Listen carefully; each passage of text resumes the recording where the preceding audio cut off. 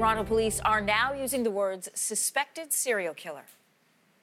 We've never seen anything quite like this with the number of crime scenes that we have to process. A Toronto landscaper has now been charged with 5 counts of first-degree murder in connection with the disappearances of 5 men. For the latest, we are joined by Arshy Mann. He has been covering this story for Xtra, a publication here in Toronto. Good to have you in studio with us. Thanks for having me. First of all, we know McArthur was a landscaper. Police are using his client list to go back and to search other properties, and them saying in a press conference yesterday they don't know how many potential victims there could be. So they're right now looking at over 30 properties in Toronto and elsewhere. 2 of the people who were found to be victims, the police announced yesterday, we didn't even know, weren't in the media conversation. Dean Lisselwick, one of them, wasn't even reported missing. So right now, this is very early stages, and it could get a lot worse. Your publication has been following not only the story of Bruce McArthur, but going further back to the disappearances of these men from the gay community in Toronto. What do we know about who Bruce McArthur is? So Bruce was a man who is known within the Church Wellesley village. He was a landscaper.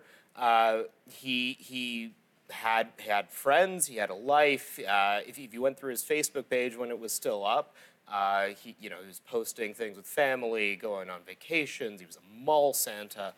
And, right now we're just learning that apparently he had, according to police at least, an entirely double life that is just almost impossible to fathom.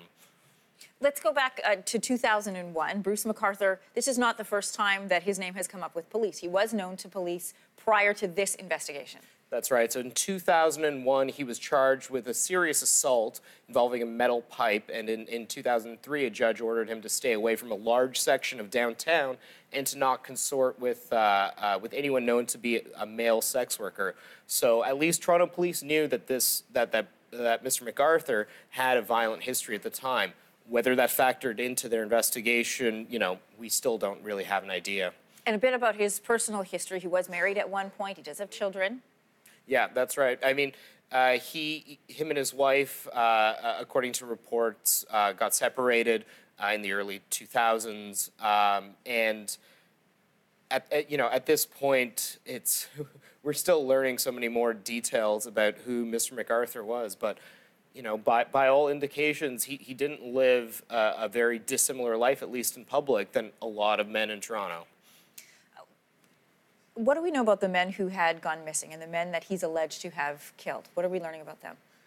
So they have a very similar visual profile. A lot of folks look quite the same.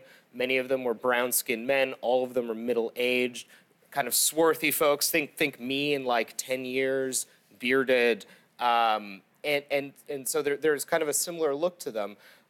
But in terms of their lives, some of them were more connected into the community. Some of them had large social networks. Others were living in shelters or had issues with addiction. And so it seems like at this point what police are alleging is that Mr. McArthur may have been targeting people who are a little bit more vulnerable, as well as people who were more connected to community. And it appears that we might be seeing more victims coming out of the woodwork soon. We learned as well that Bruce McArthur, this story was not, the story does not begin with the charges to Bruce McArthur. This started with the disappearance of men, and publications such as Xtra saying, wait a second, there's men in this community that are going missing that have a similar appearance. And this goes back how many years? So at least back to 2010. At that point, Skanda Navaratnam, who is a well-known man in the Church Wellesley village, went missing. Another man also went missing who looked a lot like Skanda. Mr. McArthur has not been charged in connection with those disappearances. But at that time, people were already speculating that there might be a serial killer at play. And in 2012, when another man went missing, Hamid Fayyad, who Bruce McArthur has been charged yesterday in connection with his disappearance, police actually initiated a project, Project Houston, to look into whether these were connected. Nothing came of that at the time, but people, at least in Church Wellesley Village, have been speculating about the idea of a serial killer for a long time.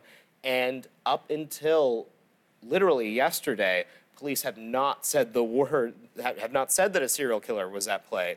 And now we know that that's what it looks like was happening. Worst fears confirmed. More on this story to come. Arshy, thanks for being with us today. Thank you very much.